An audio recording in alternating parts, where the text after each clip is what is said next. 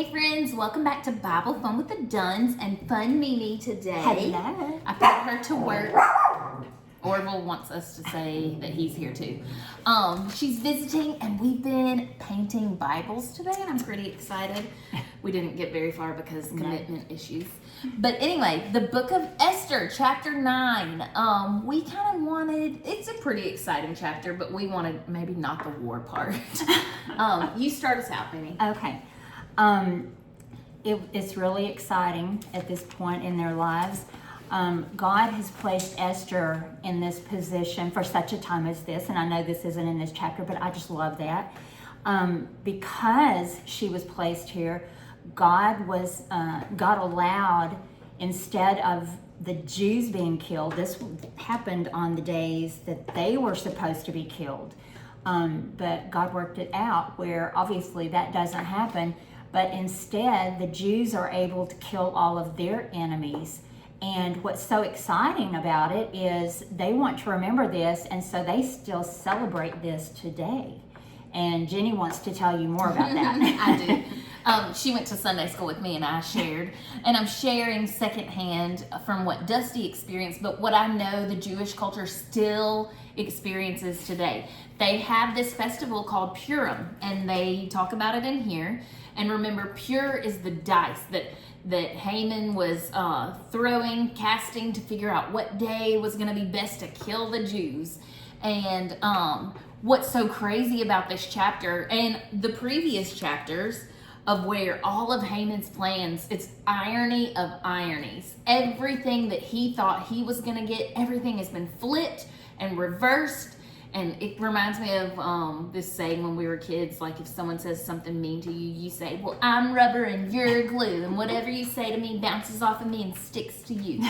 Well, that's really what's happening, which in the beginning of this book, you can remember that we kind of struggled with, it looks like the wicked people are perishing, and it looks like the good, godly people are the ones who are suffering, the ones who are scared. Now, Esther is queen at this point, but I don't have a lot of good stuff to say about her husband. No. But we see that she is in this place. Preacher Hub said that Sunday. Like, why would God call her to marry such a guy? Well, she needed to be in this place for such a time as this. She literally is the reason why her people can be saved, why they can fight back in this chapter. And so what God did, this reversal, I have to tell on Dust real quick too. I interrupt myself if you haven't noticed, but I get excited and my brain just keeps going. He, a while back, was like, where is our Uno deck? Because he stays kind of ahead in the church reading plan. And I'm like, I don't know. And we had a few like special edition Uno sets, but he wanted the regular one and he wanted a reverse card. I'm like, what are you doing? I figured it was for a sermon illustration, and he taped it in his Bible. I'm like, we're gonna miss that. But I'm like, now I want a reverse Uno card in my Bible, because that's exactly what God did. He flipped the script with this story. So often we're reminded of the scripture that tells us God is working all things for his glory and for our good, for the good of those who love God and are called according to his purpose. And I have to remind myself, if I'm in that in-between time where it looks like the wicked are flourishing and the godly people are the ones who are perishing or suffering, I have to remind myself we're still in the waiting room. Like, if it's not good yet, God's not done with the story yet. Don't forget that. But this festival is so important. And so what they do, they celebrate Purim, and Dusty's been there. The kids dress up, and it's almost like Halloween, and they go and get treats. And it's just a super fun celebration, remembering that God saved the Jewish people. And they're remembering the story of Esther. And what they do is they retell the story, they read it, and they refuse to say Haman's name. So every time in the Bible, the kids get excited because they get an excuse to be bad and wild. Every time they get to Haman's name, they scream. Instead of saying his name, they refuse to say it. They'll scream, they'll play their noisemakers, they'll make all the noise they want. And so it's a really fun, exciting time. Dusty's been to Israel during this time. Maybe one day I can be there during that. Another fun thing is the bakeries make a special pastry, and I think it's called a hamantash, or something like that, and I don't speak that language, but it means Haman's ear. And I've actually tasted one at a conference before, and it's kind of like a shortbread cookie, and it has jam in the middle, and it's usually like in triangles, so it reminds me of like a pig's ear, honestly. I don't know. But think like a fancy, nice Pop-Tart.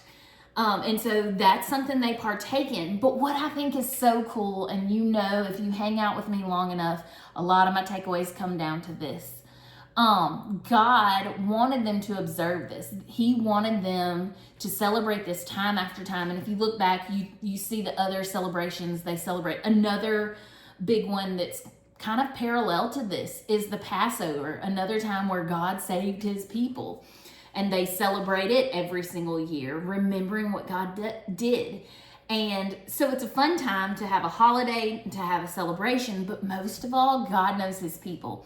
And he knows how quick we are to forget what he's done. He knows me. I have the worst memory ever. My whole family makes fun of me, and I tell them we'll smile, because that's why I'm going to take all the pictures, and then I'll go back and remember my life through my pictures. But it's so important for us to remember what God has done in the past. And maybe we need to set those times in our lives to celebrate what God has done. Maybe every year on your salvation date, maybe you need to celebrate that. Every year on your baptism date, the anniversary of that, maybe you need to celebrate that. You do your birthdays, you do your anniversaries. You need to celebrate the things with you and God. And for me, it honestly needs to be a daily practice, because it keeps me close to him. It reminds me who he is. It recalibrates my brain to forget I'm not living in this world. I'm living for my future eternity, for another world. And if we can remember what God has done, it helps us in the present, and it helps us in the future to know what God can do. It's so important for our walk with him. And so I love that God is so faithful. He writes the story better than we can ever imagine. If it's not good, it's not over yet. We're still in the middle of the story. Chapter 10 is going to wear someone out tomorrow when they read it and recap that. That's going to be an adventure. Good luck, you guys. We'll see y'all tomorrow. Bye. Bye.